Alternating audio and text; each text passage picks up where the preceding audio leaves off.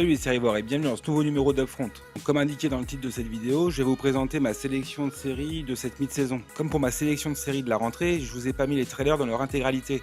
Vous aurez juste à cliquer sur la vignette qui vous redirigera directement vers la chaîne YouTube qui le diffuse. Et on commence cette sélection au 1er janvier avec Sherlock. Après une trop longue attente, Sherlock revient enfin pour une 4ème saison. Et il a beaucoup été dit que ce serait sûrement la dernière car il devient de plus en plus compliqué de réunir l'équipe. Mais récemment, le créateur de la série Steven Moffat a déclaré dans une interview qu'il a accordée après la diffusion du 2e épisode qu'il serait dommage d'attendre encore 2 ans pour voir à quel point Sherlock et Watson s'en veulent mutuellement. Donc il n'est pas impossible que cette saison ne soit finalement pas la dernière. Le 4 janvier, Man Seeking Woman saison 3. Malgré les faibles d'audience, mais heureusement soutenues par les critiques, FXX a choisi de renouveler la série de l'ancien du SNL, Jonathan Crystal. Et heureusement, car Man Seeking Woman est un bijou de comédie racontant la quête de l'amour d'un jeune trentenaire, où l'humour est à la fois surréaliste et complètement littéral. Donc si vous n'avez jamais vu Man Seeking Woman, je vous suggère chaleureusement de rattraper votre retard, ce serait dommage de passer à côté. Le 7 janvier, la première saison de Taboo.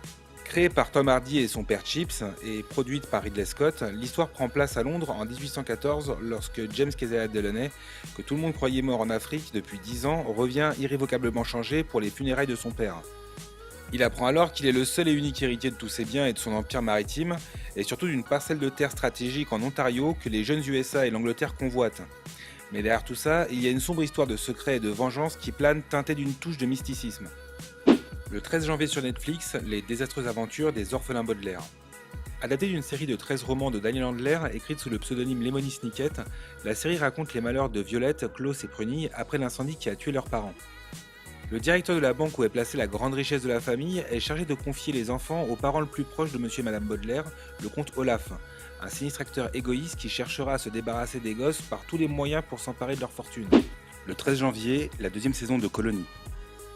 Après une première saison qui a bien ancré les bases, USA Network renouvelle sa série de SF sur fond d'occupation alien. On retrouvera donc la famille Bowman, mais d'après le producteur exécutif, cette 2e saison racontera une autre histoire. Il ne sera donc plus question de Cathy faisant secrètement partie de la résistance, mais plus d'entrer dans la mythologie sous-jacente de Colony. Le 29 janvier, la dernière saison de Black Sails. C'est l'heure pour le préquel de l'île au trésor de tirer sa révérence avec cette 4e et ultime saison. Sachant que les productions de la chaîne Star ne vont quasiment jamais au-delà de la 3e, Black Sails fait office de record de longévité sur la chaîne. Et pour clore cette histoire, il semblerait au vu des trailers que la chaîne a voulu lui donner une fin plus qu'épique.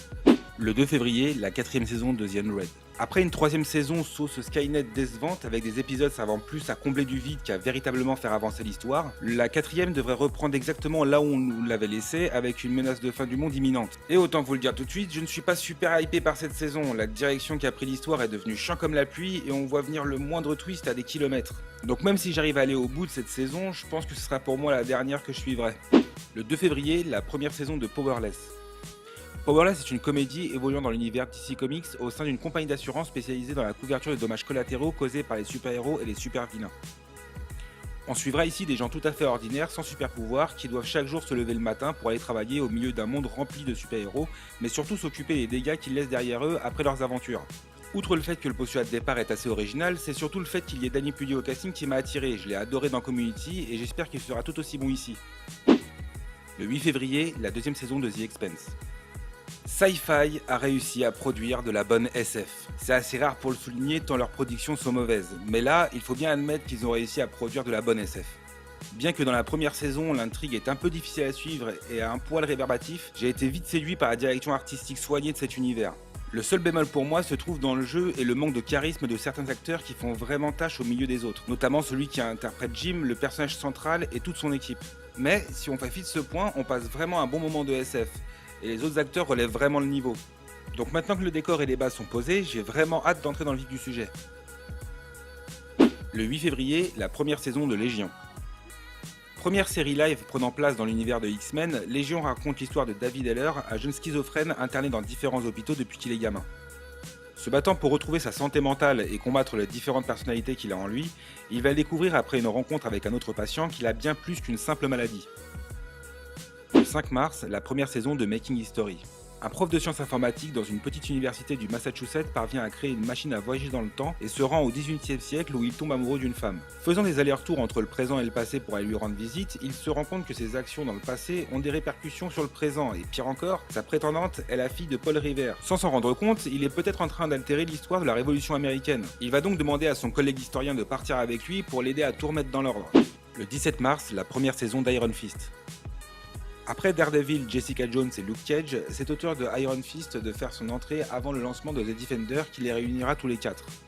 On suivra donc le milliardaire Danny Rand, disparu depuis des années et de retour à New York pour reprendre les affaires de sa famille. Mais pour y arriver, il devra d'abord affronter la corruption et le crime qui gangrène ses proches. Danny Rand, alias Iron Fist, sera interprété par Finn Jones, qu'on connaît surtout pour avoir incarné Loras Tyrell dans Game of Thrones.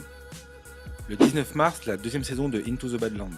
On retrouvera Sonny là où il nous avait laissé, il tentera de retrouver sa famille à travers les Badlands avec Paige, incarné par Nick Frost, un compagnon d'infortune qui est devenu son allié.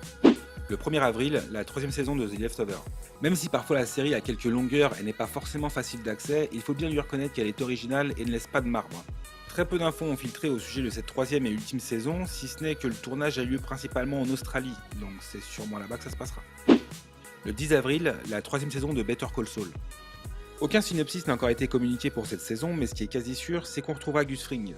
Bien que les détails sur sa participation sont encore flous, on peut imaginer qu'on découvrira enfin comment Mike, Gus et Jimmy se sont rencontrés. Pas encore de date précise, mais en avril, la deuxième saison de Master of None. La géniale série d'Aziz Ansari devrait revenir en avril sans qu'une date précise n'ait été communiquée. On retrouvera donc Dave nous racontant son quotidien de trentenaire acteur de pub vivant à New York. Le 5 mai, la deuxième saison de Sense8. Après un épisode spécial Noël franchement pas dégueu, Sense8 revient avec 10 épisodes où les Sunset se retrouveront à la fois physiquement et mentalement plongés au milieu de leur tragédie et de leur triomphe. Fuyant le Whispers et forcés de remettre en question leur propre identité, ils devront trouver un moyen de vivre, de comprendre et de se protéger les uns les autres contre tous les dangers. Le 21 mai, Twin Peaks. Le retour de la série culte de David Lynch après une absence de 25 ans. On ne sait absolument rien du synopsis de cette troisième saison. Lynch souhaitant nous garder vierge de toute information sur son intrigue, il a même décidé avec le patron de Showtime qu'il n'y aurait pas de bande-annonce mais uniquement de courts teasers ne révéleront rien de la trame de la série.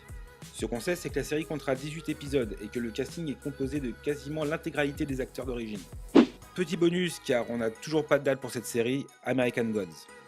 Le premier trailer a été dévoilé lors du Comic-Con de San Diego en juillet dernier sans qu'une date précise n'ait été communiquée, hormis qu'elle est prévue pour cette année.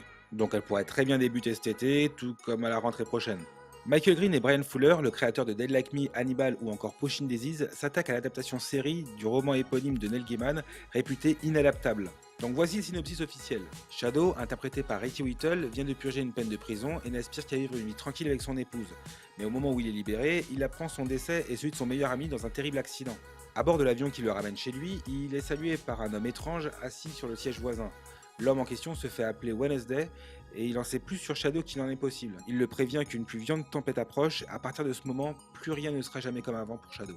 Je ne connaissais pas du tout ce bouquin avant d'avoir vu ce trailer, qui m'a vraiment beaucoup intrigué, et je vous conseille vraiment d'aller voir la fiche Wikipédia des bouquins, tant cette histoire est complètement barrée et je comprends pourquoi elle est réputée inadaptable.